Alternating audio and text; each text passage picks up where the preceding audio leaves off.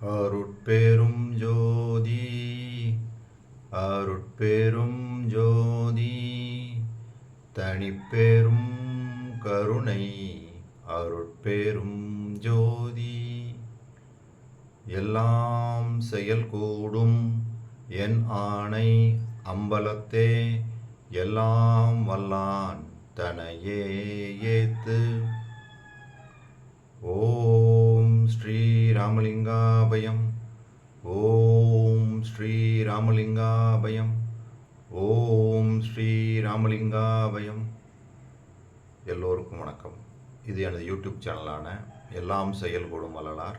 நான் வள்ளலார் முத்து பேசுகிறேன்.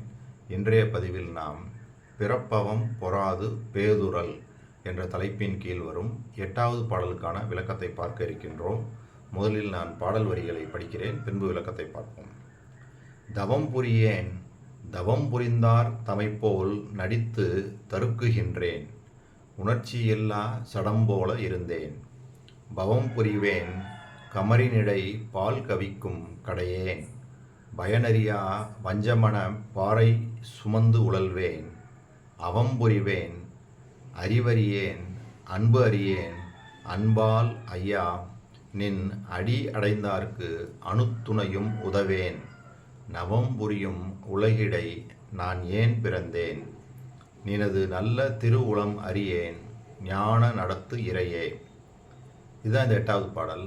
இதுக்கு விளக்கம்: தவம் செய்யாத நான் தவம் செய்பவர்கள் போல் நடித்து பெருமை கொண்டிருப்பவனாகவும், உணர்ச்சி இல்லாத ஜடம் போல வாழ்ந்து கொண்டிருப்பவனாகவும், பிறர்க்கு துன்பம் செய்பவனாகவும் இருக்கும் நான் பாலை நல்ல பாத்திரத்தில் செமித்து உபயோகிக்காமல் நிலத்தில் உண்டாகும் வெடிப்பில் ஊற்றி வீணாக்கும் நல்லறிவு இல்லாத கீழானவனாகவும், பயன்படாத வஞ்சம் உறைந்த மனமாகிய கற்பாறையை சுமந்து திரிகின்றவனாகவும், அன்பு என்பது இன்னது என்று அறியாமல் பிறர்க்கு துன்பம் விளைவிப்பவனாகவும், அறிவில்லாதவனாகவும் அன்பு இல்லாதவனாகவும், உனது திருவடியை போற்றும் தொண்டர்களுக்கு சிறிது கூட உதவி செய்யாதவனாகவும் இருக்கும்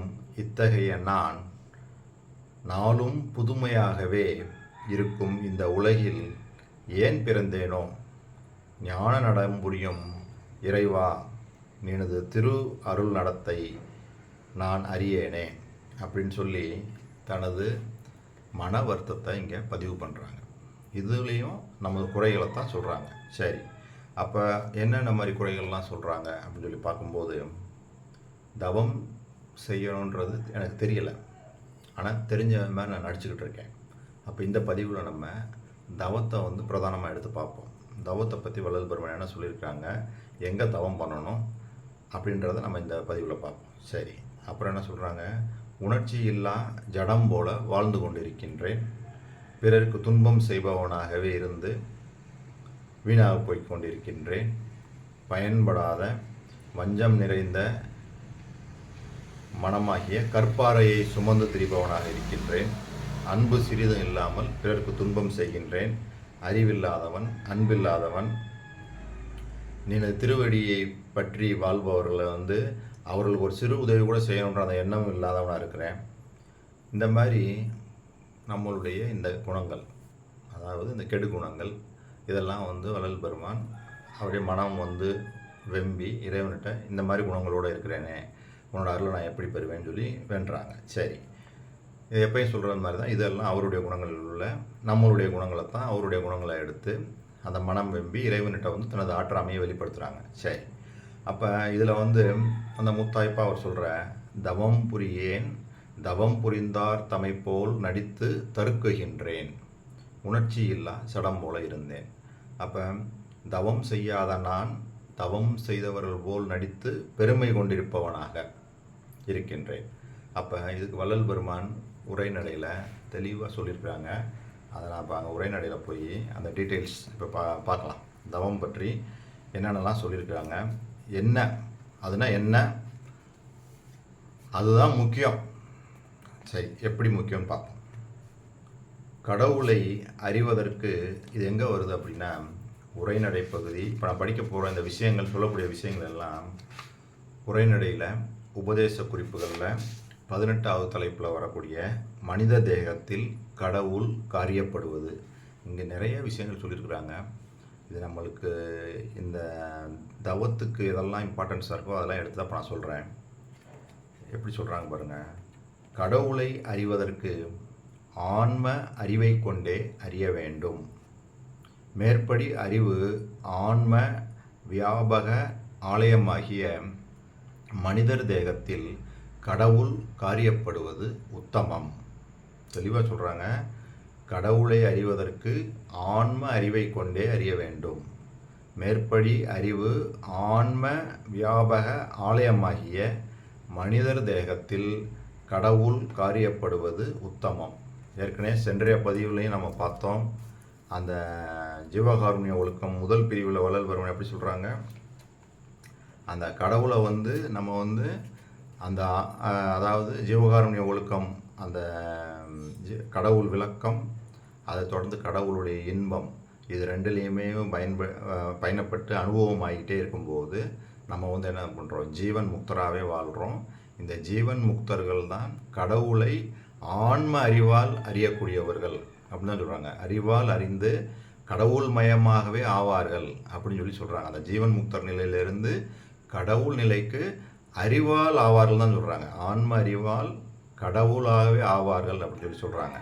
இங்கேயும் என்ன சொல்கிறாங்க, கடவுளை அறிவதற்கு ஆன்ம அறிவை கொண்டே அறிய வேண்டும். மேற்படி அறிவு ஆன்ம வியாபக ஆலயமாகிய மனித தேகத்தில் கடவுள் காரியப்படுவது உத்தமம். அப்போ கடவுள் மனித தேகத்தில் காரியப்படுறாரு அப்படின்னு தெளிவாக சொல்கிறாங்க. எங்கே காரியப்படுறாரு அதை சொல்ல போகிறாங்க. அப்போ இதன்றி சமய மத ஏற்பாட்டில் மகான்கள் குழுக்குறி அடையாளங்களாக பெயரிட்ட விக்கிரக பேதமாகிய சிலா, லோக, தாரு, தந்த, இஷ்டி முதலியவைகளில் கடவுள் காரியப்படுவது சரியை கிரியாதி பேதம் 8இல் சரியையில் சரியை, கிரியையில் சரியை, இவ்விரண்டையும் செய்கின்ற மந்தர்களினது நியாயம். அதாவது இவ்விரண்டையும் செய்கின்ற மந்தர்களினது நியாயம். அதாவது அதெல்லாம் சரியில், அந்த சரியை கிரியைன்ற அந்த லெவல்லையே இருக்கக்கூடிய இந்த விஷயங்கள், அதாவது விக்கிரகங்கள் வச்சு வழிபடுறாங்கல்ல, அதை சொல்கிறாங்க. அதெல்லாம் ரொம்ப மந்ததரம், லோ லெவலில் இருக்கக்கூடிய விஷயம் அப்படின்றாங்க. இவ்விரண்டையும் செய்கின்ற மந்தர்களினது நியாயம். மேலும் அதில் தோன்றி அனுகிரகம் செய்வது சாலம். அதை நம்ம செஞ்சால் ஏதோ ஒன்று கிடைக்குது அப்படின்றாலும் சொல்கிறதெல்லாம் ஜாலம், மாயாஜாலங்கள் அப்படின்றாங்க. அருள் உருவான அறிவே உருவம் கொண்ட சிவத்தை அறிவாலே அறிவது உண்மை. தெளிவாக வார்த்தைகள் பாருங்கள் எப்படி போடுறாங்க பாருங்கள். அருள் உருவான அறிவே உருவம் கொண்ட சிவத்தை அறிவாலே அறிவது உண்மை. அப்போ நம்ம அந்த ஆன்ம அறிவை கொண்டு கடவுளை அறிஞ்சுக்கொள்ளணும். அதுதான் உண்மை. மன அறிவினாலையும் புத்தி அறிவினாலையும் செய்யக்கூடிய விஷயங்கள் மாயாஜாலங்கள். அதை ஒரு பிரயோஜனம் கிடையாது. இவர் சொல்கிறது ஆன்ம அறிவு. தெளிவாக சொல்கிறாங்க பாருங்கள். அருள் உருவான அறிவே உருவம் கொண்ட சிவம். கடவுள் எப்படி இருக்குது, அறிவே உருவம் கொண்ட சிவம், அறிவாலே அறிவது உண்மை. சரி, அதுக்கு சொல்கிறாங்க பாரு எக்ஸாம்பிள். மேலும் அனலுக்கு சரியான கற்பூரம், பஞ்சு, கரி, கட்டை முதலிய வஸ்துக்களில் அக்னி சீக்கிரம் காரியப்படும். ஒரு தீ கற்பூரம், பஞ்சு, கரி, கட்டை இதெல்லாம் வச்சோன்னா டக்குன்னு பிடிச்சு எரிய ஆரம்பிச்சிடும். கதலி முதலிய வஸ்துக்களில் காரியப்படுவது தாமசம். அப்போ வாழை மட்டை இதிலெல்லாம் வச்சோம்னு வச்சுக்கோங்களேன், பிடிக்காது. சரி, அதுபோல் பக்குவ ஆன்மாக்களிடத்தில் கடவுள் அருள் வெளிப்பட்டால் சுத்தமாதி 3 தேகமும் அத்தருணமே வரும். இங்கே என்ன சொல்கிறாங்க, அதுபோல் முதல்ல எக்ஸாம்பிள் சொன்னாங்க. பஞ்சு, கறி, கட்டை இதிலெல்லாம் வச்சோம்னா, தீப்பிடி வச்சோம்னா உடனே பிடிச்சிடுது, ஒரு ஸ்டேஜ். இன்னொன்று, இந்த வாழை மட்டையில் போய் நீங்கள் தீயை வச்சிங்கன்னா பிடிக்காது. எவ்வளோ தான் ட்ரை பண்ணி பாருங்கள், அப்படியே பொசுக்குமே ஒழிய பிடிச்சி எரியாது. அப்போ அதுபோல் பக்குவ ஆன்மாக்களிடத்தில் கடவுள் அருள் வெளிப்பட்டால் சுத்தமாதி 3 தேகமும் அத்தருணமே வரும். முத்தேகம் என்னது? சுத்த தேகம், பிரணவ தேகம், ஞான தேகம். இந்த சுத்த தேகம்ன்றதான் பொன் தேகம்ன்றாங்க. சுத்த தேகம் என்கின்ற பொன் தேகம், பிரணவ தேகம், ஞான தேகம். சென்ற பதிவில் இதை பற்றி பார்த்தோம். அப்போ இதெல்லாம் கிடைக்கின்றாங்க. பக்குவம் இல்லாதவர்களுக்கு அருள் செய்தால் வாழையின் இடத்தில் அக்கினி காரியப்படுவது போலாம். பக்குவம் உள்ளவங்களுக்கு கடவுள் அருள், அதாவது பக்குவ ஆன்மாக்களிடத்தில் கடவுள் அருள் வெளிப்பட்டால் சுத்தமாதி 3 தேகமும் அத்தருணமே வரும். பாருங்கள், பக்குவ ஆன்மாக்களாக இருந்தாலும் கடவுள் அருள் வெளிப்படணும். கடவுள் அருள் வெளிப்படணும்னா என்ன பண்ணணும்? ஜீவகாருண்ய ஒழுக்கத்தில் பயிலணும். அப்போ இது தெளிவாக புரிஞ்சுக்கணும். அப்போ பக்குவ ஆன்மாக்களிடத்துல தான் கடவுள் அருள் வெளிப்பட்டு முத்தேக சித்தி கிடைக்குதுன்றாங்க. பக்குவம் இல்லாதவங்களுக்கு அருள் செய்தால் வாழையினிடத்தில் அக்னி காரியப்படுவது போலாம். அப்போ பக்குவம் இல்லாதவங்களுக்கு அருள் வெளிப்பட்டு விளங்கினாலும் அவங்களுக்கு வாழையில் எப்படி தீப்பிடிக்காதோ அது மாதிரி ஒரு பிரயோஜனமும் இல்லை அப்படின்றாங்க. அப்போ இங்கே பாருங்கள், ஆதலால் கடவுள் அருள் வெளிப்படுவதற்கு அபக்குவிகள், அதாவது அபக்குவிகள் அப்படின்னா பக்குவம் இல்லாதவர்கள் தங்கள் செயற்கை குணங்களாகிய ராக துவேஷாதிகளை நீக்கல் வேண்டும். சினம், வெகுளி முதலியவற்றையும் நீக்கல் வேண்டும். ராக துவேஷங்கள் ஏற்கனவே செயற்கை குணங்கள் நம்ம சொன்னோம் பார்த்தீங்களா? காமம், கோபம், லோபம், மோகம், மதம், ஆச்சரியம் இதெல்லாம் போகணும். முக்கியமாக அவர் சொல்கிறது சினம், வெகுளி முதலியவற்றையும் நீக்கல் வேண்டும். ஏற்கனவே சினம், வெகுளியை பற்றி பார்த்தோம். அதுக்கு அவரே சொல்கிறாரு, சினம் என்பது யாது? உள்வேக்காடு, புடநியாயம் போல், இது தேகத்தை சீக்கிரம் நஷ்டம் பண்ணும். வெகுளி என்பது மீசை துடித்தல், கண் சிவத்தல், கை முதலிய உறுப்புகள் துடித்தல், வாய் குளறி மேல் விழுந்து கூவுதல், இது ஆயுளை நஷ்டம் பண்ணும். ஆகையால் எவ்வகையிலும் கோபத்தின் பூர்வோத்திரமாகிய சினம், வெகுளி என்னும் கூற்றை ஒழித்தல் அவசியம் அப்படின்னு சொல்லிட்டு, இதுபோல் மற்ற கெடுதியாகிய காம குரோதாதி சம்பந்தங்களையும் நீக்கல் வேண்டும் அப்படின்னு சொல்கிறாங்க. அப்போ இந்த ராக்காதிகள்ன்ற இந்த செயற்கை குணங்களை எல்லாம் நீக்கணும். யார் நீக்கணும்? அபக்குவிகள் நீக்கணும். நீக்கி சுத்தமானால் தான் கடவுள் அருள் வெளிப்படும் போது அவங்களுக்கு அந்த முத்தேக சித்தி கிடைக்குன்றாங்க. ஆனால் இந்த பக்குவிகளுக்கு பக்குவ ஆன்மாக்களுக்கு கடவுள் அருள் வெளிப்பட்டால் சுத்தமாதி தேகம் அப்பயே கிடைக்கும், அத்தருணமே கிடைக்கும்ன்றாங்க. அப்போ இப்போ நம்ம தெரிஞ்சுக்கிற வேண்டியது 3 ஆன்மாக்களை பற்றி சின்னதாக ஒரு இன்ட்ரடக்ஷன் பார்த்துருவோம். வள்ளல் பெருமான் 3 ஆன்மாக்கள் சொல்கிறாங்க. பக்குவ ஆன்மா, அபக்குவ ஆன்மா, பக்குவ ஆன்மா 3 சொல்கிறாங்க. அதாவது ஆன்மாக்களை பிறவி எடுக்கும் முன்பே பக்குவம், அபக்குவம், பக்குவம் என 3ஆக கடவுளின் அருட்சக்தி பிரித்து விட்டது அப்படின்னு உரைநடையில் வள்ளல் பெருமான் சொல்கிறாங்க. அப்போனா பக்குவ ஆன்மானா என்ன அப்படின்னா, தூய குணம் கொண்ட நல்ல ஆன்மாக்கள். இதை தான் பக்குவ ஆன்மாக்கள். அபக்குவ ஆன்மாக்கள்னா தீய குணம் உடைய ஆன்மாக்கள். பக்குவ ஆன்மாக்கள்ன்றது தீய குணமும் நல்ல குணமும் 2 சேர்ந்து இருக்கும், டியூவல். நம்மளை ஒரு வாரம் அப்படி சொல்லிக்கலாம். தீய குணமும் நல்ல குணமும் 2 இருக்குது. தீய குணம் நல்ல குணமும் சில நேரங்கள் இருக்குது, தீய குணம் 2 வந்துடுது. அப்போ நம்மளை பக்குவ ஆன்மாக்கள் சொல்லிக்கலாம். அபக்குவ ஆன்மாக்கள்னால் முழுதும் தீமை மட்டும்தான் இருக்கும். பக்குவ ஆன்மாக்கள்னால் எப்பயுமே நல்ல குணங்கள் மட்டுமே உடையவர்கள், நல்ல ஆன்மாக்கள். அப்போ அந்த மாதிரி உள்ள ஆன்மாக்கள், பக்குவ ஆன்மாக்களுக்கு கடவுளுடைய அந்த அருள், அதாவது பக்குவ ஆன்மாக்களிடத்தில் கடவுள் அருள் வெளிப்பட்டால் சுத்தமாதி 3 தேகமும் அத்தருணமே வரும். இங்கே வள்ளல் பெருமான் என்ன சொல்கிறாங்க? அபக்குவ ஆன்மாக்களுக்கு ராக துவேஷாதிகளை நீக்கல் வேண்டும். செயற்கை குணங்களாகிய ராக துவேஷாதிகளை நீக்கல் வேண்டும். அதாவது சினம் வெகுளியோட கூடி அந்த மதம், மோகம், அதாவது கோபம், வெகுளி, காமம், கோபம், லோபம், மோகம், மதம், ஆச்சரியம், இந்த இது எல்லாமே போயிடணும். இதெல்லாம் போனால் தான் அபக்குவிகள் வந்து அந்த அந்த இதெல்லாம் போகணும். இதெல்லாம் போனால் தான் கிளியர் ஆனால் தான் அந்த நிலைக்கு வருவாங்க. பக்குவ நிலைக்கு வந்தால் தான் அப்போ அருள் வெளிப்படும் போது அந்த முத்தைய சித்தி கிடைக்குன்றாங்க. அப்போ நம்ம வந்து ஏன் வள்ளல் பெருமான் செயற்கை குணங்களை எல்லாம் நீக்கணும்னு சொல்கிறாங்கன்னு தெரியுதா?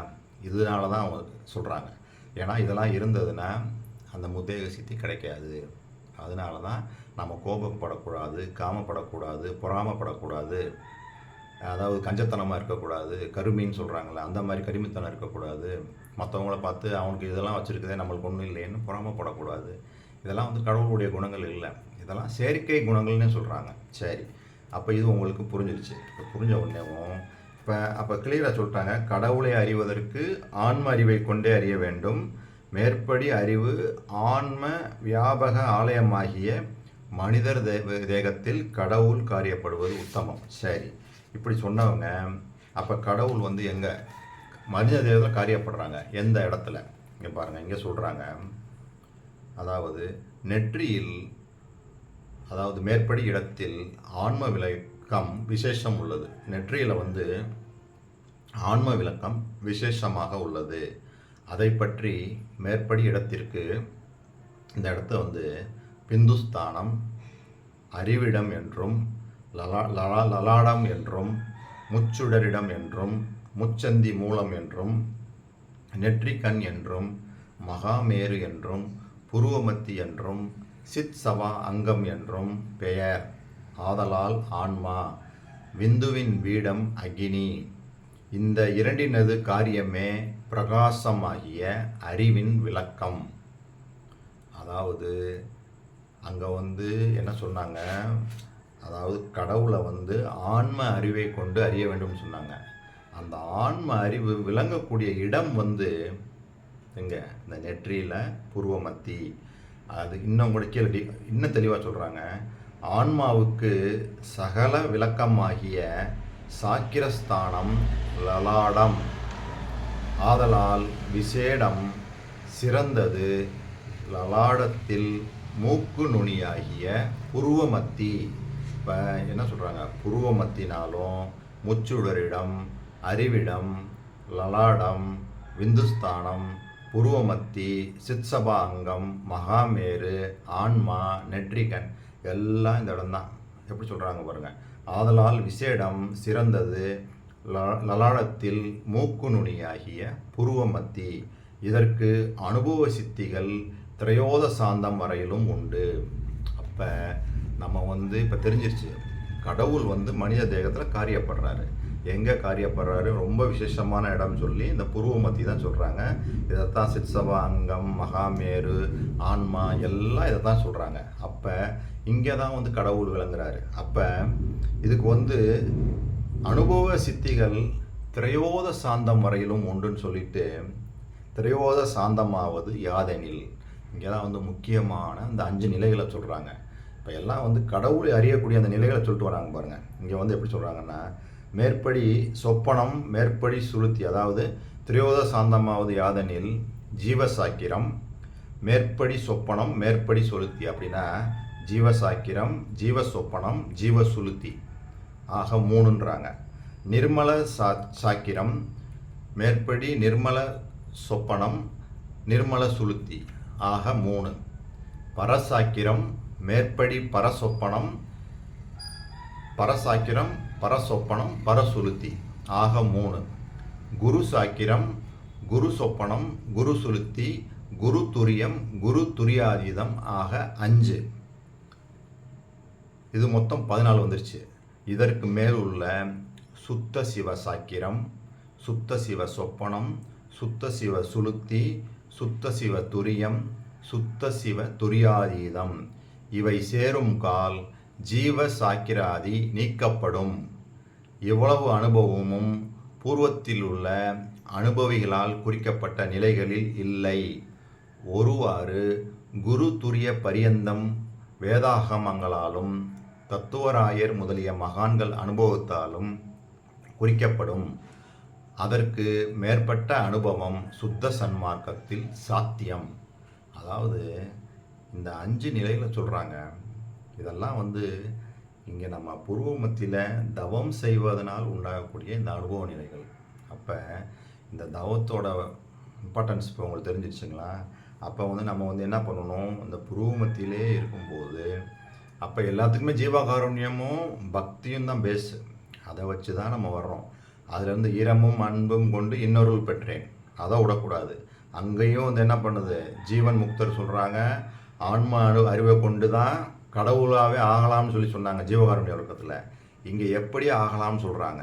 அப்போ உருவமத்தியில் வந்து நம்ம வந்து இருந்து அந்த ஜீவகாருண்யம், பக்தி, சத்விசாரம் இது எல்லாத்துலேயும் வச்சு அந்த சுத்த உஷ்ணத்தை பெருக்கிக்கிட்டு இப்படியே வரும்போது இங்கே தவம் செய்கிறோம். இந்த தவம் செஞ்சுக்கிட்டு இருக்கும்போது இந்த அனுபவ நிலைகள்லாம் கிடைக்க ஆரம்பிச்சிடும். எப்படின்னா, முதல்ல வந்து ஜீவ சாக்கிரம், அதை தொடர்ந்து ஜீவ சொப்பனம், ஜீவ சுளுத்தின்னு சொல்கிறாங்க. அப்புறம் நிர்மல சாக்கிரம்ன்றாங்க. அப்புறம் பரசாக்கிரம்ன்றாங்க. அதை தொடர்ந்து குரு சாக்கிரம் சொல்லி அந்த 4-5 நிலைகள். கடைசியில் சுத்த சிவ சாக்கிரம், சுத்த சிவ சொப்பனம், சுத்த சிவ சுளுத்தி, சுத்த சிவ துரியம், சுத்த சிவ துரியாதீதம். இந்த நிலையில் தான் வந்து அறிவு வந்து, அதாவது இந்த நிலை என்ற அறிவு உணர்வு நிலையில் தான் வந்து அருட்பெரும் ஜோதியை நம்ம பார்க்க முடியும். இந்த அருட்பெரும் ஜோதி இந்த இடத்துல வந்து நம்ம பார்த்துட்டோம் அப்படின்னோம்னா நம்மளுக்கு மரணம் இல்லா பெருவாழ்வு கிடச்சிருச்சு. இதுக்கு தான் நம்ம இவ்வளவு பிரயத்தனப்பட்டு வர வேண்டியிருக்கு. ஒவ்வொரு நிலையாக நம்ம வரணும். அப்போ இதுக்கெல்லாம் பேஸாக ஜீவகாருண்யம், பக்தி, சத்விசாரம் அப்படியே இந்த பேஸாக எடுத்து நம்ம சிற்சபையில் இங்கே வந்து, அதாவது பூர்வ மத்தியாகிய இந்த சிற்சபை, இங்கே ஆன்மா விளங்கக்கூடிய இந்த இடத்துல தான் வந்து அருட்பெரும் ஜோதியை நம்ம பார்க்க முடியும். அப்போ எப்படி பார்க்க முடியும்னா, இடைவிடாமல் நம்ம தவம் செய்யணும். அதான் தவம் சொல்கிறாங்கல்ல, 6 முறை, அதாவது ஒரு நாளைக்கு வந்து 6 தடவை 6 காலங்கள் விடாமல் நம்ம தவம் செய்யணும். காலையில், மதியம், ஈவினிங் சொல்கிறாங்க, நைட்டு வரிசையாக விடாமல் நம்ம வந்து தவம் செய்யணும். அப்போ தவம் செஞ்சு நம்ம வரும்போது இந்த அனுபவ நிலைகள்லாம் ஏற்பட ஆரம்பிச்சிடும். இந்த அனுபவ நிலைகள்லாம் ஏற்படும் போது இந்த சுத்த சிவ துரியாதீதம் இந்த இடத்துல தான் வந்து அருட்பெரும் ஜோதி அனுபவம் ஆகும். அப்போ இதில் வந்து தவத்துடைய இம்பார்ட்டன்ஸ் வந்து நம்மளுக்கு தெரிஞ்சிருச்சு. சரி, அப்போ இதோட சம்மரியை வந்து எப்படி சொல்லலாம் அப்படின்னா, அதாவது கடவுளை அறிவதற்கு வந்து ஆன்ம அறிவை கொண்டு அறிய வேண்டும். சரி, தெளிவாக ஜீவகாருண்ய ஒழுக்கத்துலேயும் சொல்கிறாங்க, இங்கேயும் சொல்லிட்டாங்க. மேற்படி அறிவு ஆன்ம வியாபக ஆலயமாகிய மனிதர் தேகத்தில் காரியப்படுவது உத்தமம்.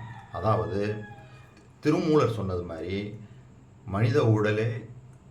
மனிதனுடைய இந்த உடலே ஆலயம், அதில் உள்ளம் என்ற ஆன்மாதான் பெருங்கோயில், திருமூலர் சொன்னது. சரி, அதே தான் அதில் உள்ள இங்கே லலாடம் என்ற இந்த நெற்றிக்கண், இந்த சிற்சபை, இந்த ஆன்மா, இந்த இடம், இங்கே தான் வந்து அருட்பெரும் ஜோதி உயிருக்குள் அதை இயக்கக்கூடிய உயிராக இருக்குது. அதாவது இந்த ஆன்மா, அதில் தான் இந்த அருட்பெரும் ஜோதி இந்த உயிரை இயக்கக்கூடிய அந்த உயிராகவே இருக்குது. சரி, இதை வந்து நம்ம என்ன பண்ணணும், உள்ளே இருக்கிறத வந்து நம்மளை வந்து செயல்பாட்டில் இல்லை, செயல் ஊக்கம் பெற வைக்கணும். எப்படிலாம் செயல் ஊக்கம் பெற வைக்கலாம் அப்படின்னா, தவத்தினால, தியானத்தினால, ஜீவகாருண்யத்தினால, பக்தியினால், பிரம்மச்சாரிய விரதத்தினால, சத்விசாரத்தினால, இதெல்லாம் நம்ம செய்ய சுத்த உஷ்ணங்கள் உண்டாக ஆரம்பிச்சிடும். அந்த சுத்த உஷ்ணங்கள் உண்டாக நம்மளுக்கு என்ன ஆகும், இந்த அனுபவ நிலைகள் நான் சொன்னேன் பார்த்தீங்கன்னா 5 அனுபவ நிலைகள். இந்த அனுபவ நிலைகள்லாம் நம்மளுக்கு வர ஆரம்பித்து நம்ம கடைசியாக சொன்ன சுத்த சிவ துரியாதீதம் என்ற அந்த நிலையில் வந்து நம்ம அந்த அருட்பெரும் ஜோதியை உள்ளே பார்த்துடலாம். அருட்பெரும் ஜோதியை நம்ம உள்ளே பார்த்துட்டோம் அப்படின்னோம்னா நம்மளுக்கு வந்து அதுதான் வந்து மரணம் இல்லா பெருவாழ்வு கொடுக்க போகுது. அந்த இடத்துல என்ன நடக்கும் அப்படின்னா, அந்த ஜோதியோடு நம்மளுடைய கலந்துருவோம். இந்த கலக்கும்போது நம்ம இந்த உடம்பு எல்லாமே வந்து என்ன ஆகும், அருட்பெரும் ஜோதியாக ஆகி, இந்த அது வந்து அகவடிவு அனக வடிவு அது மட்டும் ஆகி மட்டும் என்ன ஆகும், அது வெளிப்பட ஆரம்பிச்சிடும். நம்ம உடம்புல நம்ம கலந்து நம்ம வந்து எந்த அனைத்து உயிர்களுக்குள்ளேயும் கலக்கப்பெற்று விடுவோம். ஏன்னா அருட்பெரும் ஜோதி அப்படி தான் இருக்குது. அதுக்கு தான் வந்து ஒரு அகவலில் ஒரு சிறப்பான பாடல் வரிகள், உலகு எல்லாம் பரவ என் உள்ளத்து இருந்து அலையிலா ஒளிசை அருட்பெரும் ஜோதி. எவ்வளோ தெளிவாக அந்த பாடல் சொல்கிறது பார்த்தீங்களா. உலகெல்லாம் பரவ என் உள்ளத்து இருந்து அழகிலா ஒளிசை அருட்பெரும் ஜோதி. இந்த நிலை ஏற்படும். இதைத்தான் வள்ளல் பெருமான் பெற்று இப்போ வாழ்ந்துக்கிட்டு இருக்காங்க. இதே நிலையில் தான் நாமும் பெற்று வாழணும். இதுதான் மரணமில்லா பெருவாழ்வு. இப்போ நான் சொன்ன இந்த விஷயங்கள் எல்லாம் நீங்களும் அசை போடுங்க. இதுக்கான பயணம் தான் நம்ம இப்போ செஞ்சுக்கிட்டு இருக்கோம். இதெல்லாம் ரொம்ப கீழில் தான் இருக்கோம். ஜீவகாருண்யத்தையும் பக்தியையும் விடக்கூடாது. சத்விசாரம் பண்ணணும். வள்ளல் பெருமான் சொன்னது மாதிரி ஜீவகாருண்யம், பக்தி, சத்விசாரம், எல்லா உயிர்களும் இன்புற்று வாழணுன்ற அந்த ஒருமை உணர்வு எல்லாம் ஒருமிச்சு தான் நம்ம எல்லாத்தையும். அதே மாதிரி எப்பயுமே இங்கேயே மனசை இருத்தி கடவுளை இடைவிடாத சிந்தனை எப்பயுமே இருக்கணும். நல்லதே நினைக்கணும். அந்த ராக்காதிகள்ன்ற அந்த செயற்கை குணங்கள் எல்லாம் போகணும். அப்புறம் தத்துவங்களை எல்லாம் தனித்தனியாக கடந்து வரணும். இவ்வளோ விஷயங்கள் இருக்குது. எல்லாம் இப்போ நம்ம சொன்ன விஷயங்கள் எல்லாம் தான் வள்ளல் பெருமான் திருவருட்பா ஃபுல்லாக சொல்லிட்டு வராங்க. கடைசியாக நம்ம பெற வேண்டிய அந்த சுத்த சிவ துரியாதீத நிலை, அதுக்கு போகிறதுக்கு தான் இவ்வளோ விஷயங்கள் சேர்ந்து பண்ணால் தான் அது கைகூடும். அப்போ தான் நம்ம அந்த உணர்வு நுட்பமாகி உள்ளேயே பயணிக்க முடியும். சரி, இந்த விஷயத்தோடு நான் இந்த வீடியோவை நிறைவு செய்கிறேன். இதுவரைக்கும் பொறுமை காத்து எனது வீடியோவை பார்த்த உங்களுக்கு கோடான கோடி நமஸ்காரங்களும் நன்றிகளும். மீண்டும் நாம் நாளை சந்திப்போம். அருட்பெரும் ஜோதி, அருட்பெரும் ஜோதி, தனி பெரும் கருணை, அருட்பெரும் ஜோதி.